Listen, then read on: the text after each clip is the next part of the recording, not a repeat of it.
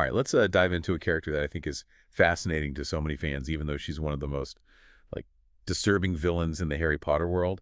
Bellatrix Lestrange, Absolutely. a Death Eater, obsessed with Voldemort, brutally cruel, but also kind of a fan favorite. So how do we reconcile those two sides of her? Well, I think what makes Bellatrix so fascinating is that she is not just a one-dimensional villain. Um, she is a product of her background, her beliefs, and some very complex psychology. So we're not just going to like list off all of her, greatest hits of evil deeds. We're really going to try to unpack what makes her tick.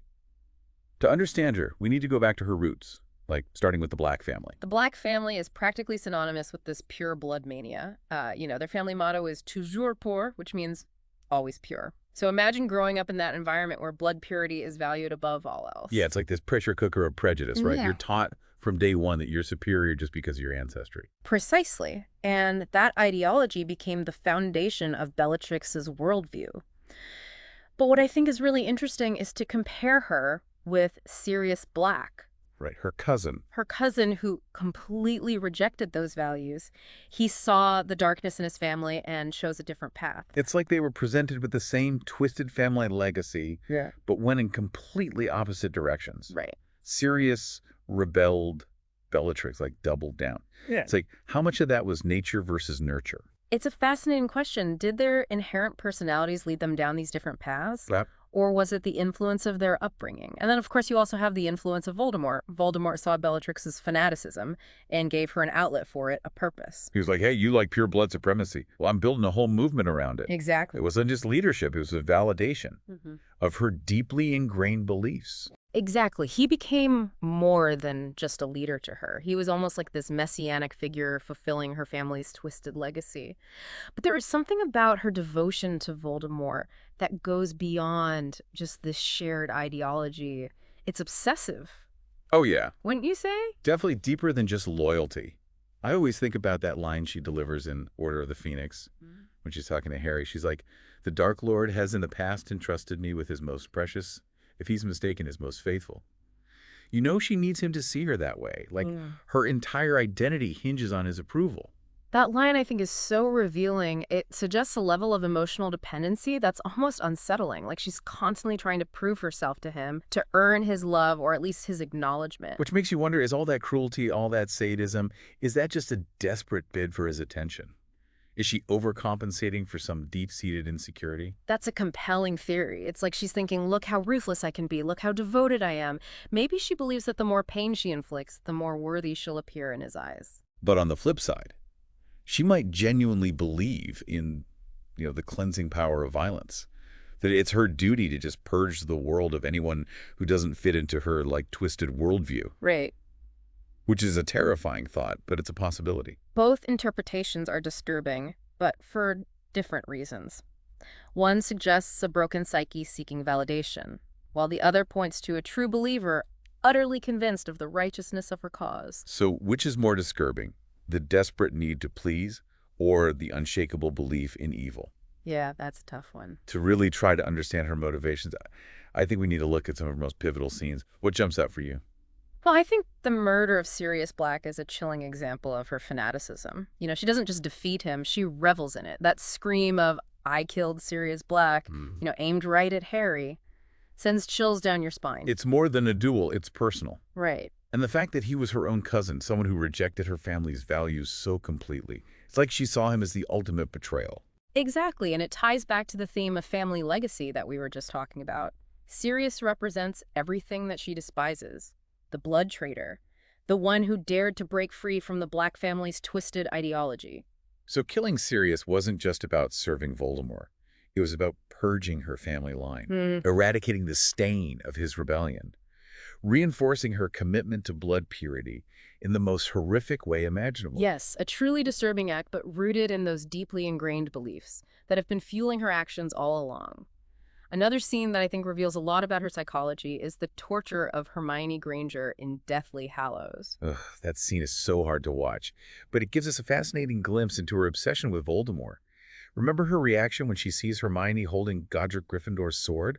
She loses it. She completely loses it. It's not even about the pain she's inflicting anymore. It's about protecting Voldemort's possessions. as if they were extensions of him. It's like that sword represents more than just a weapon to her. It represents Voldemort himself. Her reaction is irrational, possessive, almost jealous. Oh, that's a great point. Yeah, it's like anyone or anything that is associated with Voldemort becomes sacred in her eyes. It really blurs the lines between fanaticism and, well, some kind of twisted love. It's a disturbing blend of emotions, for sure. And it makes you wonder, is her cruelty a means to an end? Or is it the end itself? Does she enjoy inflicting pain? Or is it simply a tool to achieve her goals? I don't know. I think that's such a good question. It's almost like she's trying to possess Voldemort through his objects, through the people he's touched. Like, this belongs to him, and I am the only one worthy of protecting it. That possessive element is really interesting. It speaks to a need for control, a desire to be the sole gatekeeper of Voldemort's legacy, even in something as small as a sword. Right, and it kind of makes it even more interesting when you consider, like, the way she died. Oh, yeah. She doesn't die protecting Voldemort. She's not by his side when it all falls apart. She dies during the Battle of Hogwarts. And it's not to, like, some big, powerful wizard. It's Molly Weasley. Molly Weasley takes her down, which I think is a very interesting choice of opponent. Oh, absolutely. It's like the ultimate showdown between these two opposing forces.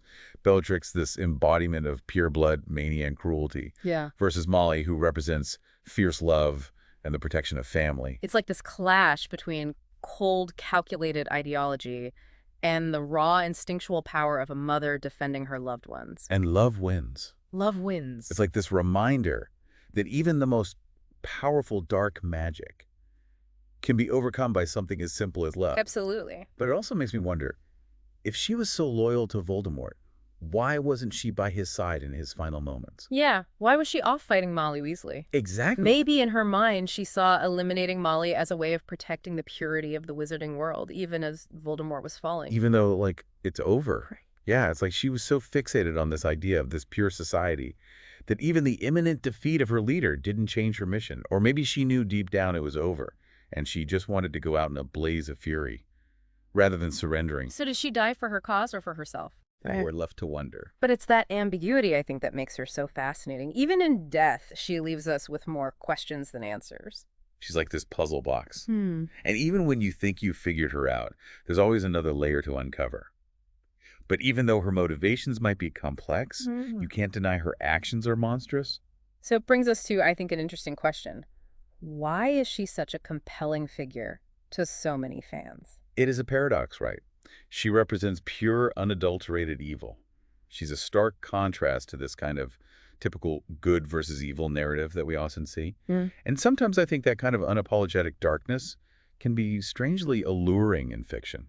It's like watching a train wreck. You know it's terrible, but you can't look away.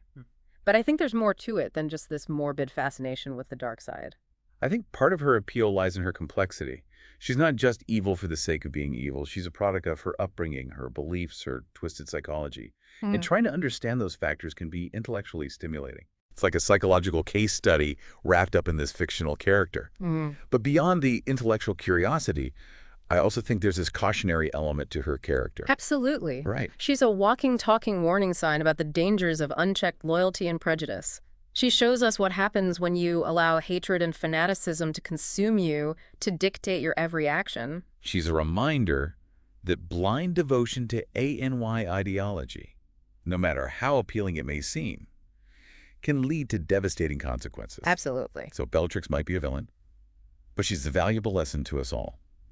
Now, before we wrap up our deep dive into Bellatrix, there are a few lesser-known details about her that I think you'll find interesting. Ooh, I love the little tidbits. Oh, they're so good. They reveal so much. Okay, so did you know that Bellatrix spent years in Azkaban and never once wavered in her devotion to Voldemort? Wow. Not a single crack in her belief system. That's incredible. Most people would have crumbled under those conditions. Yeah. But for her, Azkaban was almost like a crucible, strengthening her resolve and solidifying her devotion. It's like she viewed her imprisonment as a test of faith, a chance to prove her loyalty to Voldemort beyond any doubt.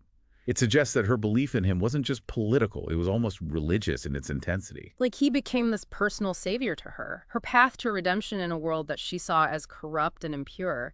But here's another intriguing tidbit. Despite being one of Voldemort's most trusted followers, she still felt the need to constantly prove herself to him. It's like she was never truly secure in his affections, always vying for his attention and approval. It makes you wonder, Did Voldemort ever truly care for her? Or was she just a useful tool in his quest for power? It's a question that's open to interpretation. But her constant need for validation, I think, suggests this deep-seated insecurity, this fear that she might not be enough. It paints a picture of a woman driven by a desperate need to belong, to be loved, even if that love is twisted and corrupted by darkness. It's this tragic element of her character, this powerful, feared witch, ultimately driven by a longing for connection and validation. Right. He humanizes her in a way, doesn't it? It does.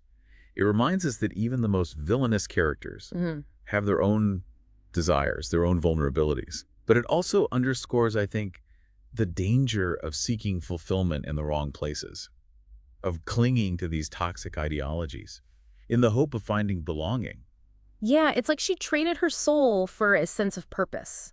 A twisted kind of family in Voldemort and his Death Eaters, but a bargain that ultimately left her empty and alone. You know, and it's interesting to think about how her influence, spread beyond just her own actions. Think about Draco Malfoy. He was terrified of her. And that fear probably played a role in his own descent into darkness. Absolutely. It's like she was this walking embodiment of the consequences of defying Voldemort. A terrifying example of what could happen if you stepped out of line. Right. She helped to create this climate of fear and obedience that allowed him to maintain control. Exactly. She wasn't just a follower. She was an enforcer, a symbol of Voldemort's ruthlessness. Right, and that's a reminder, I think, that evil often operates through these networks of influence, spreading like a virus through fear and intimidation. So what can we learn from a character like Bellatrix? Besides the obvious, don't be a murderous psychopath. Is there a takeaway for us, even if we're not aspiring Death Eaters? Well, I think her story highlights the importance of critical thinking.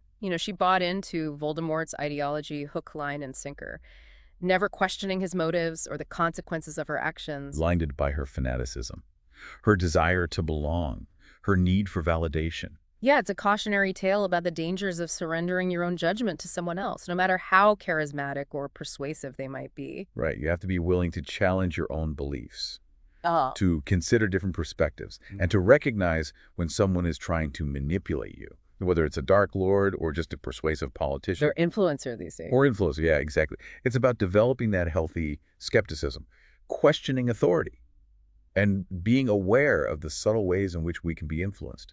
Absolutely. It's about taking responsibility for your own beliefs and your own actions, and not just blindly following the crowd. Bellatrix's story might be extreme, but the underlying message, I think, is universal. It is. We all have a responsibility to think critically, to challenge prejudice, to stand up for what we believe is right, even when it's hard. Well said. So as we wrap up our deep dive into the world of Bellatrix Lestrange, I want to leave you with one final thought. If Bellatrix's devotion was so misplaced, so destructive, what does that say about the things that we might be clinging to blindly in our own lives? Ooh, that's a good one. It's something to ponder. It's a call to self-reflection, I think, to examine our own loyalties and beliefs, and to make sure that we're not letting fear, prejudice, or the need for validation lead us down a dangerous path. Thank you for joining us on this journey into the dark side of the Harry Potter universe. We hope you found it insightful and maybe even a little bit unsettling. Until next time, keep exploring, keep questioning, and keep diving deep.